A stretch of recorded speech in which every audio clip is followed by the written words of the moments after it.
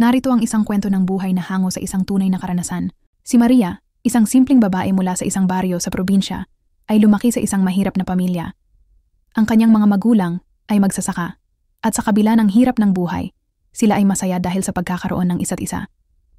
Minsan, sa mga gabing walang kuryente, nag-uusap sila ng kanyang mga kapatid at magulang tungkol sa mga pangarap nila sa buhay.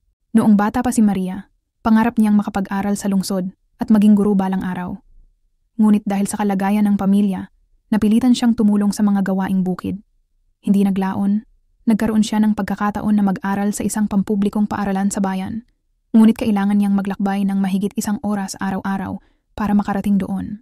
Sa kabila ng lahat ng sakripisyo, hindi siya nawala ng pag-asa. Pinagsasabay niya ang pag-aaral at pagtulong sa pamilya. Naging mahirap, pero natutunan niyang makahanap ng lakas sa mga simpleng bagay. Ang mga tawa ng kanyang mga kapatid, ang mga gabing puno ng kwento, at ang mga pangako ng mas magandang bukas. Isang araw, natanggap siya sa isang scholarship program sa isang universidad sa lungsod. Naging emosyonal ang kanyang pamilya, ngunit alam nilang ito na ang pagkakataon ni Maria.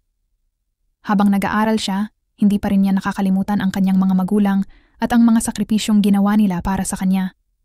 Ang mga araw ng paggawa sa bukid, ng pag-aaral ng buo ang puso, at ng pagtulong sa iba ay nagbigay sa kanya ng lakas upang magsikap at makapagtapos. Ngayon, si Maria ay isang guro na. Binabalik niya ang lahat ng natutunan niya mula sa mga sakripisyo ng kanyang pamilya.